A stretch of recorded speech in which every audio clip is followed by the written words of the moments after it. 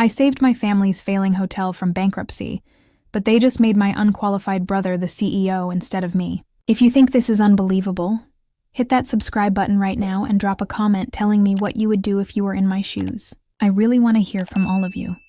Tell me which country you're watching from, your age, and how you discovered this story. Did it pop up randomly on your feed, or did someone share it with you? Let me know in the comments because I genuinely read every single one and I want to know where my supporters are from. My name is Claire Anderson, and at 52, I never thought I'd find myself fighting for recognition in my own family's business. What do you mean Ryan will be CEO? I'm the one who saved this hotel. My voice echoed through the newly renovated lobby, bouncing off the modern mountain-inspired decor I'd spent months perfecting. Mom's dismissive wave felt like a slap in the face. Claire, honey, your brother has more natural leadership ability. You're too detail-oriented, she said, as if explaining something to a child.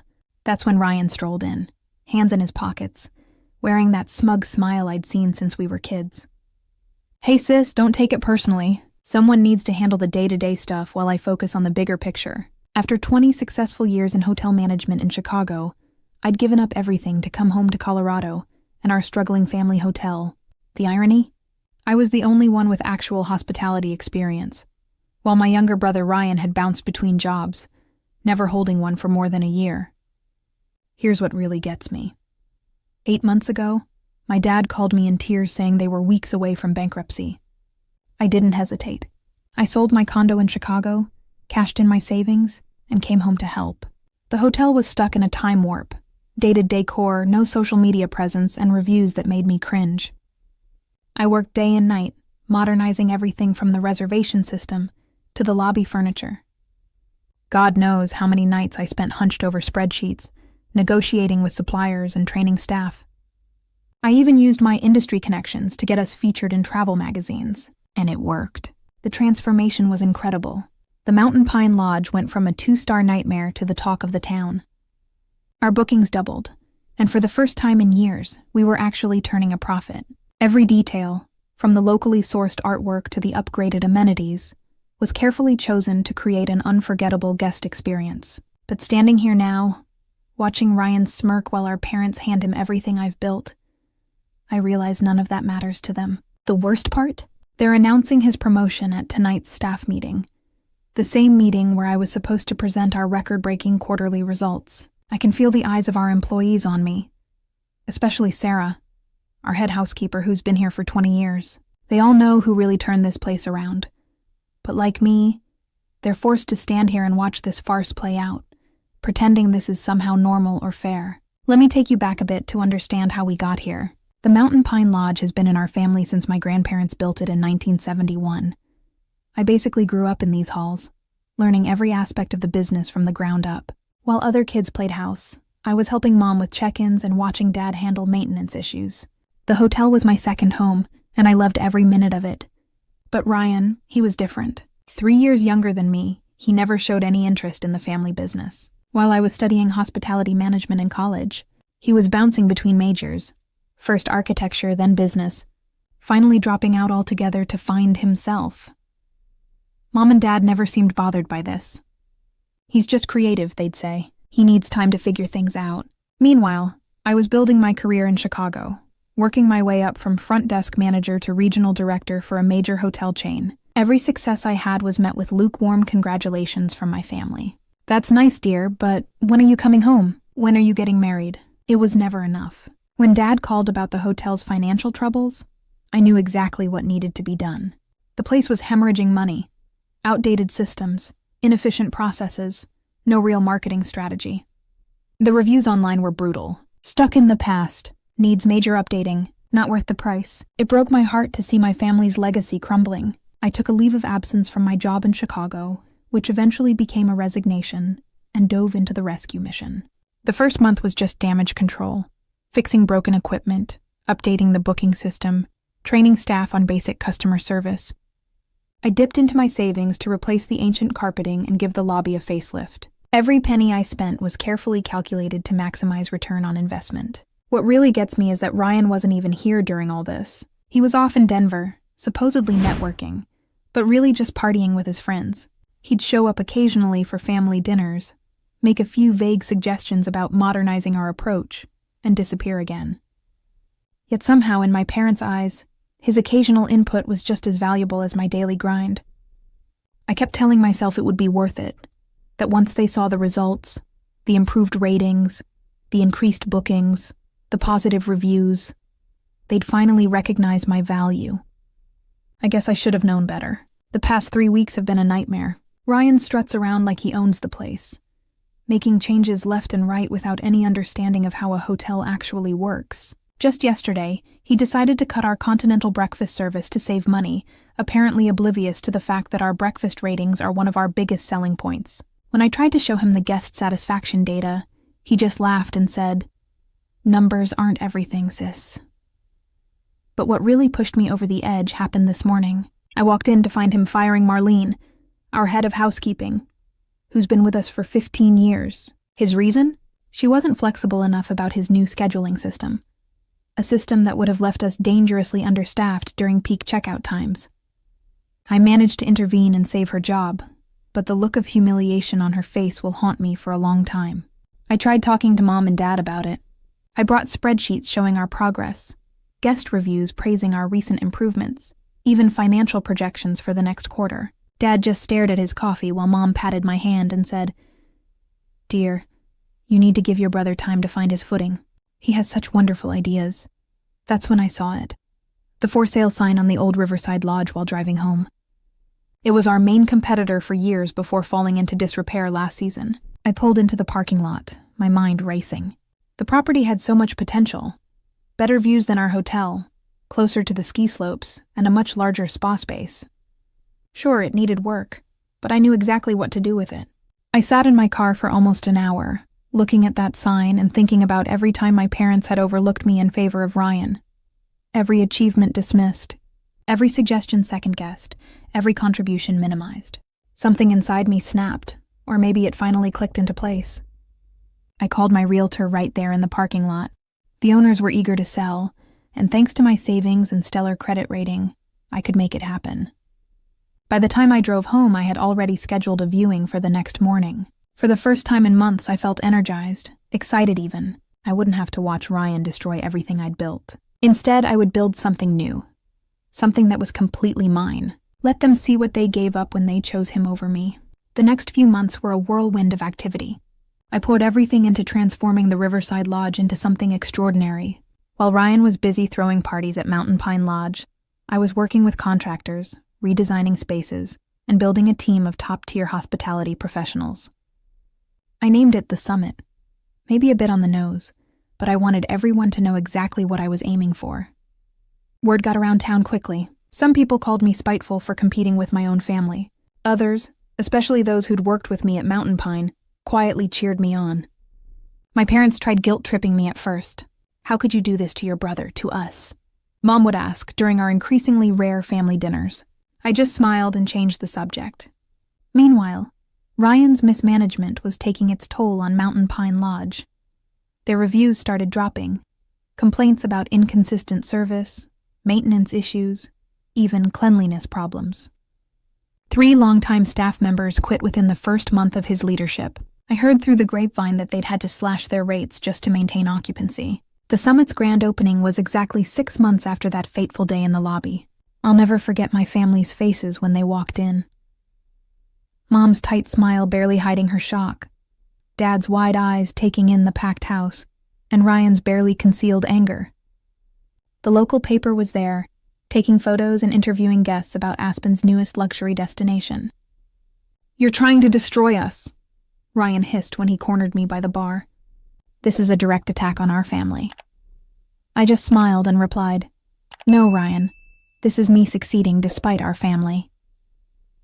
The contrast between the 2 hotels couldn't have been more stark.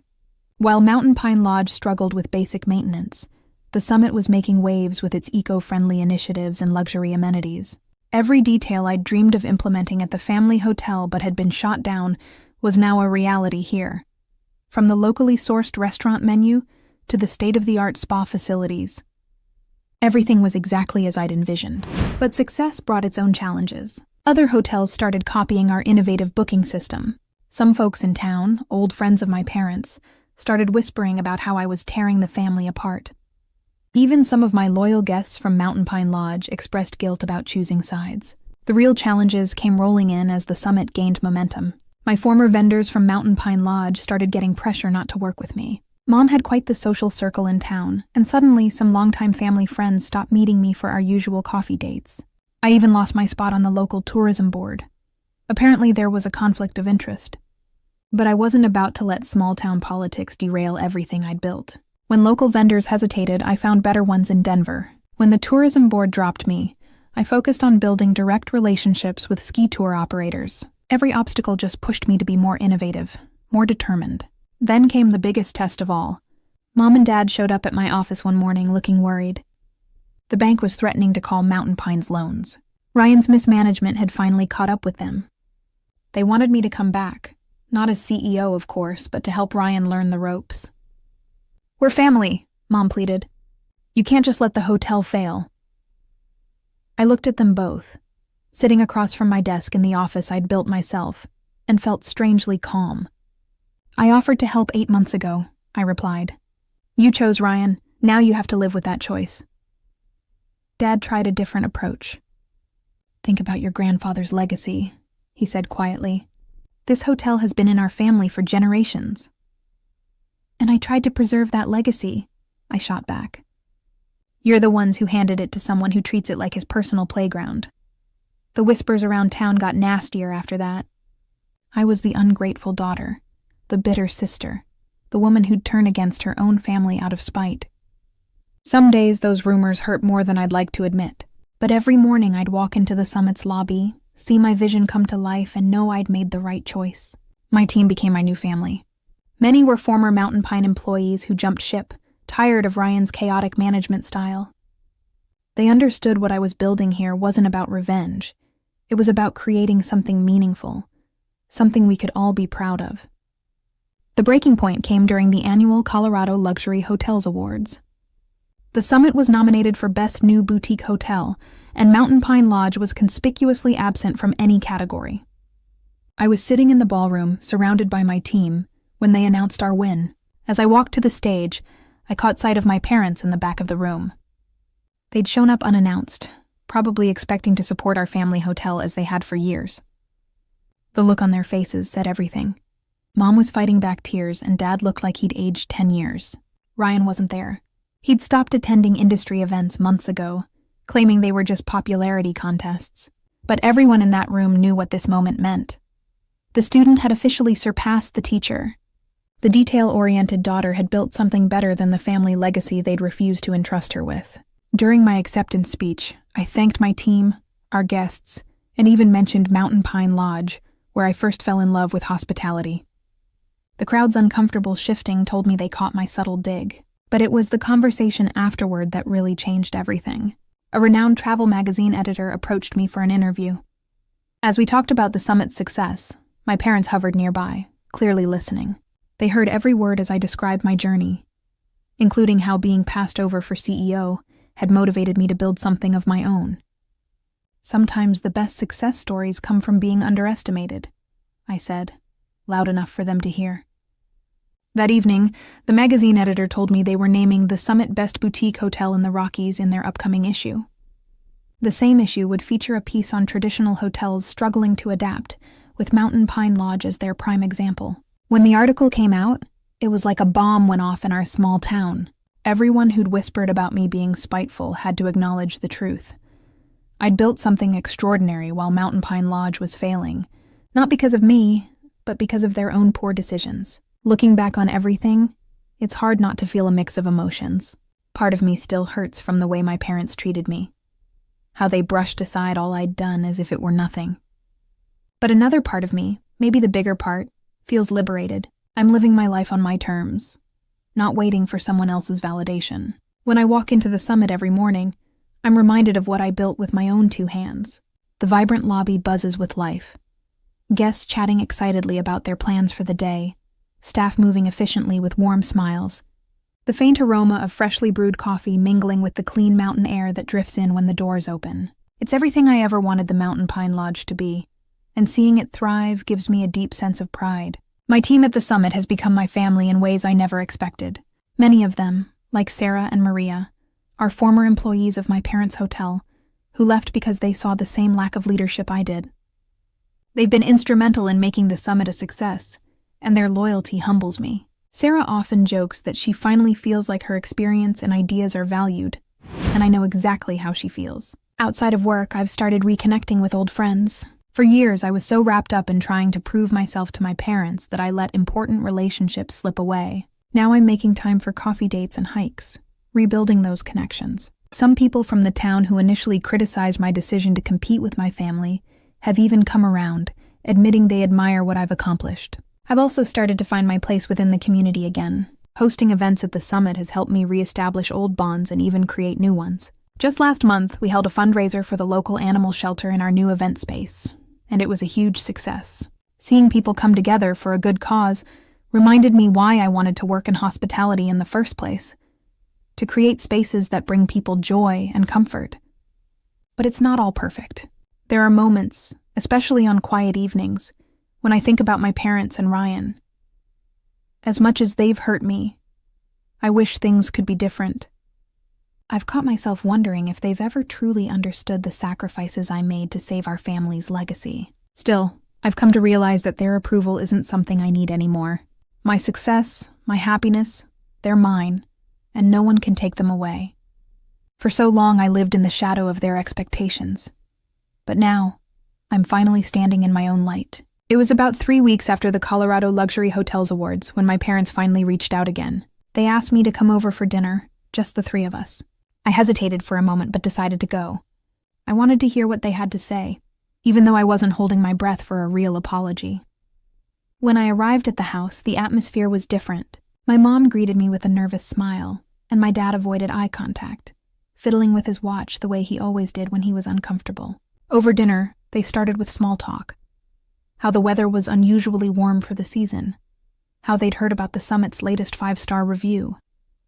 I could tell they were building up to something. Finally, my dad cleared his throat and said, "Claire, we wanted to say we're proud of what you've accomplished." My mom quickly added, "We know we haven't always shown it, but we do recognize how much work you've put in. The summit it's remarkable." I wanted to feel happy about their words, but they landed flat. It felt like too little, too late, especially after years of being dismissed. Instead, I just nodded and waited for what I knew was coming next. Sure enough, my mom launched into it. "Ryan's been struggling. The hotel isn't doing well, and he's in over his head. We were wondering if you could maybe guide him, help us get things back on track." For a moment, I didn't say anything. I let their words hang in the air while I looked at both of them. Really looked at them. My mom with her carefully manicured nails gripping her wine glass a little too tightly, and my dad, who seemed to be studying the tablecloth as if it held the answers to all their problems. "I offered to help a year ago," I finally said, my voice calm but firm. "I gave up my life in Chicago to save Mountain Pine Lodge. You chose to put Ryan in charge, knowing he wasn't ready, knowing I had the experience to make it succeed. You didn't want my leadership then, and now that things have fallen apart, you're asking me to step in. I'm sorry, but I can't do that." My mom opened her mouth to argue, but I held up a hand to stop her. "I'll give you advice if you want it. I can recommend strategies, suppliers, even training programs for the staff, but I'm not coming back to fix what Ryan has broken. That's not my responsibility anymore." They didn't know what to say. My dad finally muttered something about understanding my position, but the disappointment on his face was clear. My mom looked like she wanted to argue more, but for once, she didn't push it. Driving home that night, I felt lighter than I had in years. Setting those boundaries wasn't easy, but it was necessary. I wasn't bending over backward to make my parents happy or cleaning up Ryan's messes. I was choosing myself, my happiness, and my future. Over the next few weeks, I noticed a shift in how I carried myself. Saying no to my parents gave me the confidence to enforce boundaries in other areas of my life too. I stopped over-explaining my decisions to people, whether it was about work or personal choices. I became more comfortable letting go of relationships that no longer served me. instead focusing on the ones that brought me joy and support. At the summit, we hit new milestones. Our occupancy rates were the highest in the region, and we started receiving inquiries from other boutique hotel owners asking for consulting advice. My parents' hotel, meanwhile, continued to decline, though I did hear they finally hired a professional hospitality consultant to try to turn things around. Ryan and I barely spoke, and I was okay with that. He didn't apologize or acknowledge what had happened, but I no longer needed him to. His bitterness was his burden to carry, not mine. The summit had become a reflection of everything I'd worked for: my resilience, my vision, my independence. And as it flourished, so did I. Standing in the lobby of the summit one morning, I watched as the sunlight poured through the floor-to-ceiling windows, casting a warm glow over the modern decor I'd designed. A family walked past, laughing as they planned their day, while one of my staff expertly handed a couple their itinerary for a scenic snowshoe hike. It hit me in that moment how far I had come, not just professionally, but personally. For years, I'd measured my worth by my parents' approval, by their ability to see and acknowledge my contributions. But now I realized I didn't need that anymore. What I had built here wasn't just a hotel. It was a testament to my resilience, my creativity, and my ability to thrive despite the challenges thrown my way. The journey had been hard. Letting go of the hope that my family would change was painful, but it also freed me. I no longer felt tied to the weight of their expectations or their dismissal. Instead, I felt proud of what I had created, proud of the team I'd cultivated, and proud of the life I was living. I wasn't just surviving, I was thriving. The Regional Hospitality Awards ceremony was the kind of event I used to dream about attending. The room was buzzing with excitement, filled with industry leaders, journalists, and hotel owners from across the state. As the announcer began to list the nominees for Boutique Hotel of the Year, I caught a glimpse of my mom and dad seated toward the back of the room. Their faces were unreadable, but I could sense the weight of what this moment meant to all of us. When the summit was announced as the winner, the room erupted into applause. My team cheered as I walked to the stage, my heart pounding. As I accepted the award, I glanced at my parents. My dad gave me a small nod, and my mom's eyes glistened with unshed tears. It wasn't quite an apology, but it was acknowledgement, something I'd long since stopped expecting, but still appreciated in its own way. After the ceremony, I joined my team in celebrating. My parents didn't approach me, and I didn't go to them. This was my moment, and I wanted to share it with the people who had helped me achieve it. I felt truly free from the need for their approval, free from the shadows of their choices. Success wasn't about proving them wrong anymore. It was about proving to myself that I was capable, deserving, and enough. And as I raised a glass with my team that night, I knew I'd finally found peace. Thanks for watching. What's a story? You won't forget?